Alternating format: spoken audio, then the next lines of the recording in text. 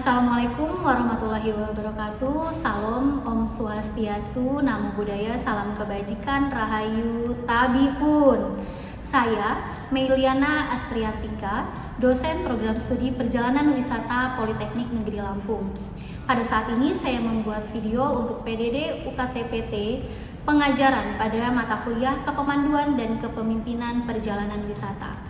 Saya akan membuat video terkait dengan pertemuan materi ketiga, di mana mata kuliah Kepemanduan dan Kepemimpinan Perjalanan Wisata ini di sini akan membahas terkait capaian pembelajaran, yaitu mahasiswa mampu memahami terkait dengan aspek-aspek pemandu wisata, dilanjutkan dengan kepemimpinan perjalanan wisata, kemudian memahami terkait dengan komunikasi dalam kepemanduan, tugas dan peran seorang tour guide, serta bagaimana membuat tour narration dan mempraktikkan menjadi pemandu yang profesional itu seperti apa, hingga mereka mampu mempraktikkan dan juga mampu membuat laporan pada kegiatan kepemanduan dan kepemimpinan perjalanan wisata. Mata kuliah ini diampu oleh 2 orang dosen dengan SKS 3, 1 SKS untuk teori dan 2 SKS untuk praktikum. Kemudian capaian pembelajaran khusus pada setiap pertemuan mata kuliah ini yang pertama yaitu mahasiswa memahami terkait dengan dasar, seperti apa ruang lingkup kepemanduan. Yang kedua, mahasiswa memahami terkait dengan informasi yang efektif, yang dilanjutkan dengan bagaimana sih cara komunikasi seorang pemandu wisata. Selanjutnya ialah mahasiswa memahami dan mempraktikkan terkait dengan komunikasi verbal dan nonverbal yang tepat dan efektif dalam kegiatan kepariwisataan. Dilanjutkan dengan mahasiswa memahami terkait dengan konsep dan teknik kepemimpinan perjalanan wisata. Selanjutnya, mahasiswa juga akan memahami terkait dengan seperti apa pembagian karakteristik wisatawan yang biasanya akan dihandle oleh seorang pemandu maupun juga pemimpin perjalanan wisata. Dilanjutkan dengan pertemuan berikutnya, yaitu mahasiswa memahami terkait dengan rute-rute perjalanan wisata. Mereka memahami terkait dengan informasi, mereka juga mampu untuk meng-create terkait dengan rute dalam kepemanduan perjalanan wisata. Hingga di akhir, yaitu terkait dengan mahasiswa mampu menyampaikan informasi secara menyeluruh, membuat laporan terkait dengan perjalanan wisata. Baik, selanjutnya saya akan mempraktikkan seperti apa pengajaran kami di kelas, yaitu secara teori tatap muka dan dilanjutkan juga dengan praktikum di dalam kelas maupun di luar kelas. Terima kasih.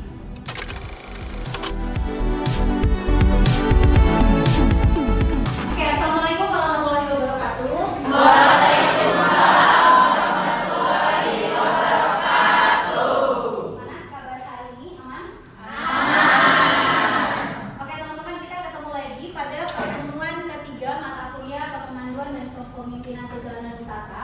Pada mata kuliah ini minggu ketiga kita akan membahas masih sama dengan minggu kedua, yaitu mengenai komunikasi dalam kepemanduan. Ya, jadi terkait komunikasi, kalau kita berbicara kepemanduan, salah satu isinya udah pasti adalah komunikasi. Ada apa di dalam komunikasi? Ada informasi. Jadi terkait informasi yang akan disampaikan oleh komunikator dan juga komunikan, nanti akan kita bahas terkait dengan komunikasi dalam kepemanduan, ya. Nah, ini adalah definisi komunikasi, teman-teman. Definisi komunikasi di sini kalau kita lihat apa sih gunanya, apa sih perannya komunikasi, itu di sini saya ambil sampelnya terkait dengan pendapat Thomas M. Skidel, yaitu yang pertama adalah komunikasi itu untuk menyatakan dan mendukung identitas diri. Kalau teman-teman ada komunikasi nanti dengan wisatawan, ya sudah pasti ada perkenalan, ya tidak? Ya. Kalian ketemu dengan wisatawan baru, tapi kalian udah mulai nyerocos, udah mulai menjelaskan tentang destinasi, tapi tidak mengenalkan siapa kalian. Ada yang begitu? Ya. Kalau misalnya teman-teman langsung menyampaikan, langsung bercerita ABCD, tapi kita nggak pernah tahu kita siapa, kita tidak mengenalkan kita siapa, kita tidak tahu kok wisatawannya siapa, itu rasanya kurang dapat bonusnya nanti, ya teman-teman, ya. Jadi memang perannya salah satu adalah untuk mendukung identitas diri. Yang kedua, setelah kita saling kenal, pasti akan ada kontak.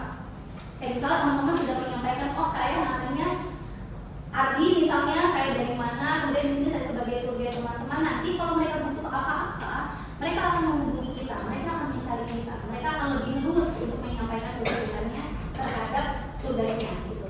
Jadi yang lebih kompleksnya lagi adalah dalam tugas kita menjadi seorang tour guide, teman-teman. Biasanya gini, kalau kita ke destinasi yang wisata alam, kan baiknya teman-teman secara sadar atau tidak saat menjadi tour guide itu kita akan memberikan 1 atau 2 kata persuasif. Ya, misal gini, Bapak Ibu atau adik-adik saat di destinasi wisata tolong jangan buang sampah sembarangan. Ya, kalau yang di sini sudah pernah menjadi tour guide, pernah nggak menyampaikan hal yang seperti itu? Jadi mau di dalam bis, mau di destinasi wisata atau di restoran, kan orang-orang itu kita nggak tahu ya karakter wisatawan kita teman-teman. Ada yang mungkin rombongan anak SD, even itu ibu-ibu bayangkari sekalipun ada aja misalnya kelakuan orang itu bermacam-macam, dia bersampah, dia buang sembarangan. Nah di sini kita mempengaruhi mereka, oh ya kalau mereka sudah kenal kita, mereka ada komunikasi dengan kita, ada percayanya, pasti mereka akan mendengarkan apa yang kita sampaikan. Oke, terkait peran komunikasi, teman-teman bisa pahami sampai sini? Bisa. Oke, next. Ini adalah tujuan dari komunikasi. Ya, teman-teman tidak hanya saat kalian menjadi tour guide, saat kalian udah punya teman dekat di kelas pun, pasti ada 1 dari 3 ini yang berpengaruh saat kita komunikasinya baik. Pun sama, komunikasi buruk pun ini akan berpengaruh, tergantung dia positif atau negatif. Ya, misal pertama adalah komunikasi yang kita bisa mengubah terkait dengan etika seseorang. Tadi contohnya, saat orang itu selama ini mungkin di rumah nggak peduli, buang sampah sembarangan. Begitu kita punya feel untuk mendekati orang tersebut, misalnya komunikasi kita bagus, kita dipercaya sama wisatawan kita. Saat kita sampaikan jangan buang sampah sembarangan, akan nurut nggak? Iya. Tapi kalau misalnya selama perjalanan, tour guide sama wisatawannya bentrok terus, nurut nggak kalau diomongin? Nah, ada misalnya gitu. Contohnya gini, kalau misalnya mahasiswa dengan dosen, kan ada dosen yang kalian dia ngomong apapun kalian nurut, tapi ada kalau yang ada dosen B misalnya ngomong A, B, C, D yang butuh waktu beberapa menit buat nurut atau enggak? Iya nggak? Ya, kita kan punya kakak, punya adik, ya kan? Kalau misalnya hubungan kita baik saat dia ngomong sesuatu, kita akan nurut. Pun sebaliknya, itu terkait dengan etika. Kemudian yang kedua adalah opini, pun sama teman-teman. Kalau yang kita sampaikan tadi hubungan kita nggak bagus, kita mau memberikan materi sebanyak apapun dalam pertemuan itu, nggak akan nyambung, nggak akan mereka dengarkan. Paling nggak enaknya adalah kita ngomong, mereka ngobrol, gitu loh. Yang kita sampaikan jangan sama mereka malah dilakukan, ya. Berikutnya adalah sikap. Bagaimana dia bersikap, bagaimana dia berperilaku, gitu. Saat etikanya lebih besar, kemudian itu bisa mempengaruhi opininya, akhirnya cara dia bersikap pun bisa terkontrol dengan adanya komunikasi. Ini ya, kemudian di sini disampaikan bahwa komunikasi yang efektif adalah ketika komunikasi itu menimbulkan efek tertentu sesuai dengan tujuan yang dimaksudkan. Setiap kita ada obrolan, setiap ada diskusi pasti ada tujuan dan tidak. Misalnya sekarang nih saya di sini berdiri menyampaikan materi kepada teman-teman ada tujuannya supaya teman-teman paham. Kemudian kalau misalnya teman-teman nanti menjadi pemandu wisata di Prambanan contohnya, kalian menyampaikan informasi terkait Prambanan, harapannya kan orang-orang yang mendengarkan itu tahu terkait Prambanan itu apa ya. Atau misalnya harga masuk Prambanan itu berapa sih dengan info yang kita sampaikan. Ketika tujuan itu didapat, ya berarti komunikasi berjalan dengan efektif. Ya. Oke, next. Ini adalah efek komunikasi. Kalau kita baca sekilas, ini kayaknya istilah yang sudah sering banget teman-teman pahami terkait dengan 3 istilah ini, baik di mungkin komunikasi, ya, mungkin di terkait keilmuan sosial. Ada yang namanya efek kognitif, afektif, dan konatif. Terlihat atau tidak bedanya? Kalau yang kognitif itu berkaitan dengan apa? Terkait dengan logis atau enggak sih? Ya, itu kalau yang kognitif. Kemudian kalau yang afektif itu berkaitan dengan perasaan.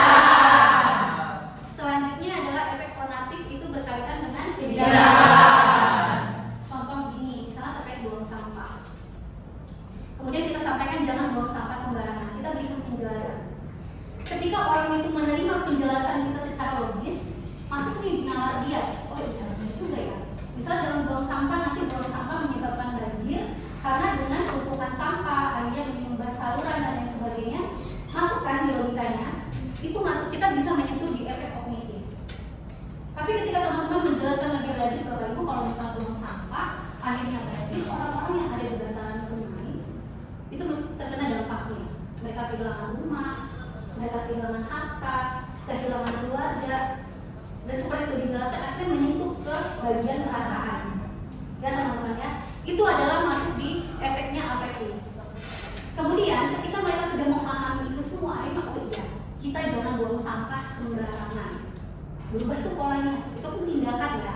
Ya atau enggak? Iya. Sampai di efek konatifnya. Sampai di sini bisa dibedakan 3 efek ini apa? Bisa. Lalu kehidupan sehari-hari pun tidak hanya contoh yang tadi saya sampaikan, bagian lain pun biasanya itu akan pertama tuh orang mau melihat, dia mau tahu dulu terkait alasan, akhirnya logis nggak sih? Masuk akal nggak sih? Akhirnya oh iya, sampai ada perasaan ibadah, empatika, baru kemudian dia mau merubah perilaku dan sikapnya. Ya. Kemudian ini adalah pola komunikasi. Ya, kita bisa melihat ada 3 contoh pola komunikasi yang saya berikan pada materi ini. Yang pertama adalah pola komunikasi satu arah. Kalau satu arah itu biasanya orang yang menjadi komunikator itu center, seperti saya sekarang. Saya memberikan materi ke teman-teman, tapi saya tidak membuka sesi diskusi, itu namanya satu arah. Saya menyampaikan materi, teman-teman mendengarkan aja. Sepakat tidak sepakat kalian lihat. Percaya tidak percaya saat kalian memberikan cerita tentang destinasi, wisatawannya iya aja. Itu namanya satu arah. Ya. Kemudian yang kedua adalah pola komunikasi 2 arah. Nah, 2 arah ini biasanya ada interaksi. Ketika satu berbicara, ada yang menanggapi, kemudian akhirnya ada diskusi di dalamnya. Itu namanya 2 arah. Ya. Dan yang selanjutnya itu ada namanya komunikasi multi arah. Kalau ini udah beragam sekali. Siapapun bisa menjalin komunikasi, siapapun bisa ngobrol di situ, sehingga bisa jadi ini. Yang menjadi dampak paling besar dalam komunikasi multi arah adalah ketika pesan dari A ke B disampaikan oleh si B ke C, tapi tidak 100% sama. Paham? Sampai gini, kalau di destinasi wisata itu cerita terkait dengan sejarah, cerita terkait dengan asal usul atau legenda. Ya, karena kalau sudah sampai di generasi ketiga keempat cerita itu berubah teman-teman. Iya atau enggak? Iya. Mungkin yang dulu misalnya di awalnya itu menyampaikan dari tahun 1898. Makin ke sini berubah tahunnya, dipahami oleh anak cucunya. Akhirnya ada sejarah yang bergeser. Makanya sekarang kalau di pariwisata itu kita menyebutnya storynomic tourism. Itu dibukukan. Jadi mau siapapun nanti yang menjelaskan, mau anak cucu generasi yang keberapa, mereka punya cerita dalam sumber yang sama. Jadi kalau nanti kalian menjadi tour guide, tolong cari yang menjadi sumber ceritanya itu adalah yang paling valid, ya. Atau teman-teman bisa tanya ke teman-teman pemandu yang memang sudah sering ke sana, atau masyarakat aslinya. Karena banyak yang ada beberapa konflik terkait dengan masyarakat lokasi atau destinasi wisata dengan pendatang, karena ceritanya berbeda. Ya, yang paling dikhawatirkan adalah terkait dengan larangan-larangan di desa wisata, larangan di destinasi. Ya, itu nanti ada pelanggaran yang akhirnya bisa berdampaknya ke ekonomi dari wisatawan juga. Mereka mungkin kena denda, kena sanksi ya. Jadi tolong diperhatikan hal-hal seperti itu. Oke, ini adalah komunikasi interpersonal. Kalau ini sebenarnya mempengaruhi, yang menjadi faktor utama adalah jumlah dari komunikan. Tahu nggak beda komunikator dengan komunikan? Komunikator itu yang apa? Oke, sumbernya ya, sumbernya yang memberikan informasi. Kalau komunikan, yang menerima. Jadi ketika satu komunikator dengan satu komunikan, namanya apa? Dialect communication. Kan dari D sama tri-nya itu berbeda ya namanya. Yang namanya dialect communication itu satu misal saya menyampaikan hanya kepada Shanda doang, itu namanya dialect communication. Tapi ketika dua orang atau lebih, bahkan beberapa ilmuwan itu menyatakan 2 atau lebih itu tetap disebut dengan triadic communication. Ya, jadi kita sudah berbicara dengan lebih dari 1 orang, seperti itu. Oke, nah ini adalah terkait dengan persuasif. Ini yang tadi saya sampaikan mengenai salah satu, apalagi kalau teman-teman bermainnya di desa wisata, bermain di destinasi wisata alam atau buatan pun sekarang itu kita ada di konsep pariwisata berkelanjutan ya. Jadi teman-teman nanti kalau kalian menjadi tour guide, kalian menjadi tour leader atau kalian punya biro perjalanan wisata, tolong selalu disisipkan terkait dengan persuasive communication. Apa sih persuasive communication itu? Bagaimana kita memberikan statement, kita memberikan ajakan yang itu bisa menghimbau sebenarnya, menghimbau terkait dengan tingkah laku orang supaya sama-sama menjaga kelestarian. Apakah kelestarian alam? Apakah kelestarian budaya? Jadi kalau kita datang ke lokasi yang memang di sana masyarakat adat, tolong pakaiannya disesuaikan. Ya, bahkan bule-bule pun wisatawan asing kalau mereka datang ke desa wisata yang kental sekali dengan budaya, mereka akan disampaikan untuk menggunakan apakah jari, apakah kain tertentu untuk menutupi bagian-bagian yang seharusnya ditutup, ya teman-teman ya. Jadi ini yang menjadi catatan di era tahun 2000-an bahwa persuasive communication ini dititipkan, tanda kutip, dititipkan kepada pariwisata untuk menjadi salah satu jembatan. Kita jaga kelestarian alam, kita jaga kelestarian budaya, supaya apa? Ekonominya pun nanti berkepanjangan, ya teman-teman. Oke, ini adalah pesan dalam komunikasi nonverbal. Coba deh teman-teman baca, ini masuk dalam komunikasi nonverbal yang saya rasa kita setiap hari pun pernah menemukan atau bahkan melakukan ini. Ya nanti ya. Contohnya kalau ekspresi wajah, siapa yang bisa ngasih contoh ekspresi wajah yang bisa menjadi salah satu aspek nonverbal? Ekspresi yang seperti apa? Kalau senyum artinya apa? Senyum lagi bahagia. Terus? Menangis. Kalau menangis? Sedih. Semua orang menangis itu sedih ya? Enggak. Tapi rata-rata kalau kita menangis itu dalam kondisi yang sedih. Oke, ada lagi? Kalau marah kayak mana marah? Marah itu melotot. Ada lagi? Kalau dijilat itu artinya apa? Ini teman-teman harus paham kenapa ini disampaikan dalam komunikasi. Teman-teman harus mampu memahami terkait dengan ekspresi dari wisatawan. Ya, kita juga harus peka. Misal gini, kita ada trek, kita harus jalan sekian kilometer. Misalnya kalian kemarin atau pernah ke Sumberang, ada trekking yang ke Hutan Kemiri. Teman-teman menjadi tour guide, kemudian bawa wisatawan. Tolong dilihat ekspresi dari wisatawannya. Jangan dipaksa jalan terus karena teman-teman mengejar waktu. Ya, kalau kita paksa, dia putus nafas. Mau gimana? Saya nggak tahu apakah kalau misalnya saya ke Hutan Kemiri itu ada asuransi? Nggak ada. Kalau yang mungkin nggak ada asuransi. Kita paksa, kita lihat wisatawannya udah awalnya dia masih cemburu. Kita tengok lagi di tanjakan keduanya udah agak nangis. Kita jadi paksa. Karena kayak gini, oh dari 10 orang cuma 2 ini yang kelihatannya ekspresinya gak siap. Galakannya masih aman kok, tapi menjadi patokan adalah patokan tertinggi. Sementara kalau berbicara nyawa, nggak ada ganti ya contohnya. Jadi kalau dalam trek yang seperti ini atau perjalanan yang itu terkait dengan keselamatan, tolong lihat yang paling tidak mampu. Jangan berpatokan yang paling sehat, ya. Jadi kalau dari awal cemburu kemudian nangis, udah pucat, berhenti dulu, jangan dipaksa. Ya, pada percuma teman-teman mengejar ke atas kalau ada masalah besar yang harus teman-teman hadapi. Nanti ruginya double-double, rugi ekonomi, kalian tanggung jawab secara hukum dan lain sebagainya. Oke, kemudian kepercayaan publik juga kalau teman-teman menjadi dulu perjalanan. Itu kemudian sikap tubuh, gestur yang dimana biasanya teman-teman paling paham.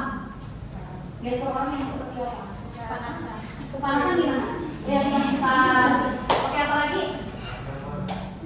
Gimana? Kalau kepanasan kipas-kipas, itu doang dia sudah dipahami. Oke, kalau kayak ini gimana? Kalau ini menunggu apa? Oke. Terus apa lagi kalau kedinginan kayak mana kedinginan? Oke. Ada lagi? Gestur yang biasanya kita lihat dari wisatawan, teman-teman. Ada? Nggak ada. Nanti teman-teman pahami itu ya. Tidak semua wisatawan itu mau ngomong. Tidak semua wisatawan itu mau bercerita. Karena ada yang tipe yang mau dipahami aja, misalnya yang kita yang peka, itu ada. Wisatawan itu macam-macam, teman-teman. Ya. Kemudian nada suara. Nada suara contohnya gimana? Nah, kayak gitu gimana tuh artinya? Oke, terus kalau misalnya kita berbicara nggak tahu tuh punya banyak kali tergantung dengan nada suara. Kalau saya misalnya ditanya saya jawab nggak tahu, aman atau enggak? Aman. Kemudian kalau saya jawab nggak tahu, aman nggak?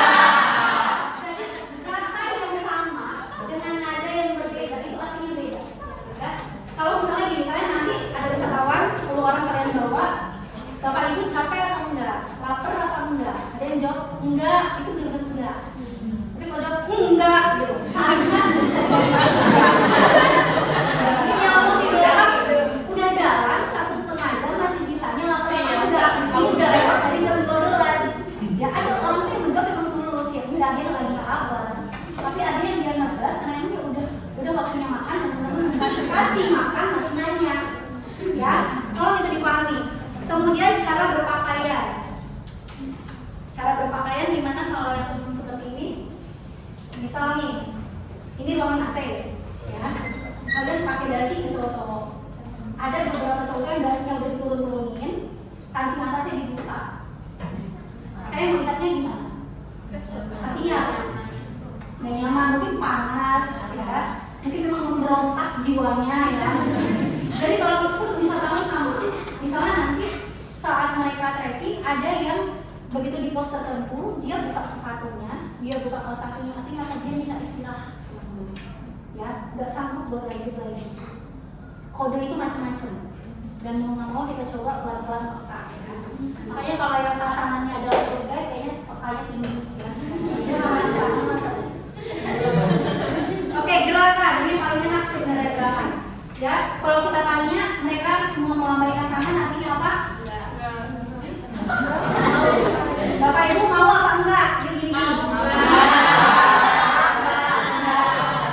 Tapi kalau Bapak Ibu masih aman buat lanjut jalan, dia jawab gini. Nah, jadi ada gerakan-gerakan itu yang teman-teman harus paham. Tapi kalau gerakan biasanya cukup mudah buat kita paham ya. Yang ada sesuatu yang cara berpakaian, kemudian sikap tubuh lagi, gitu ya. Nah, ini yang harus kita lihat. Oke, selanjutnya di sini ada yang sudah berpengalaman menjadi tour guide.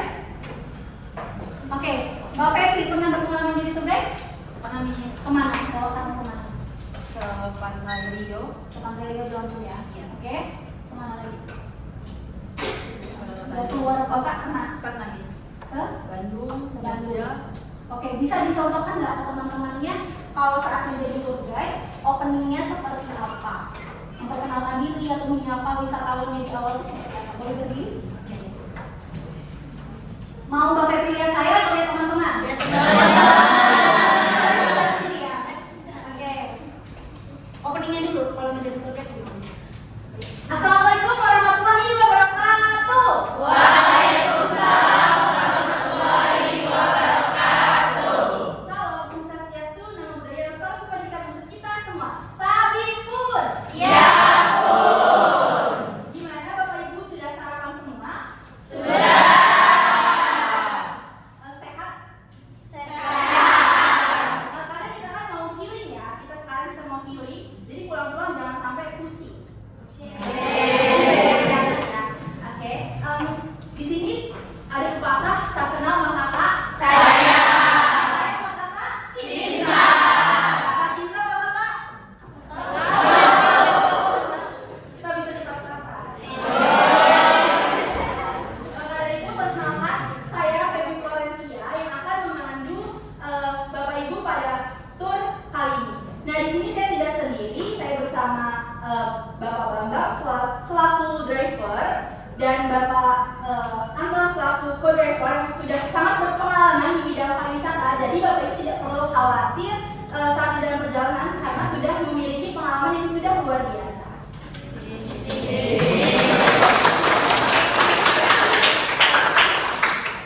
Ada lagi? Oke, Marsha boleh ke depan. Silakan. Ini cowok-cowoknya ada yang maju. Oke, silakan. Marsha. Opening ya? Atau closing? Closing boleh. Bisa lihat. Bisa tahu ini apa karakternya? Anak TK.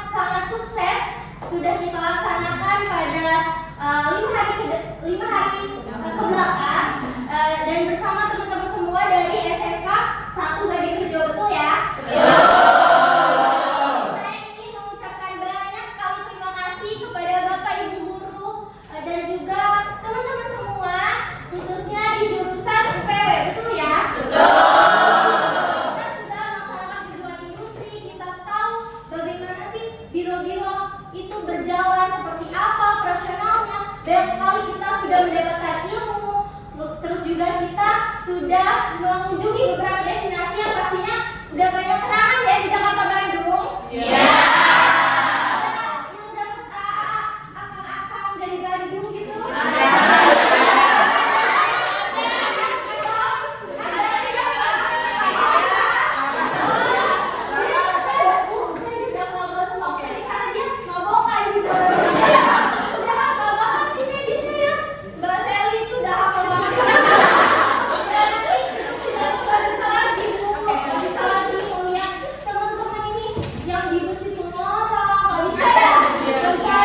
Padahal kita awalnya taunya gini, kok feminim aja, cantik aja gitu di langsungnya. Tapi kok kalau tidur malam, terus marah kayak cowok-cowoknya, itu udah nggak bisa lagi kita lihat ya teman-teman, karena itu benar-benar momen yang kita rasain pada saat field trip kali ini. Mungkin saya ingin mengucapkan banyak terima kasih juga. Saya ingin mengucapkan dan mewakilkan atas nama Biro, bus dan akomodasi lainnya, ingin mengucapkan mohon maaf apabila pelayanan yang kami kasih ke teman-teman dan Bapak Ibu guru apabila terdapat masih banyak kekurangan, itu kami mohon maaf.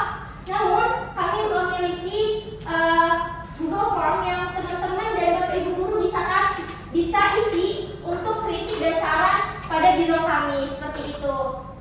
Mungkin cukup dari saya akhiri. Wassalamualaikum warahmatullahi wabarakatuh.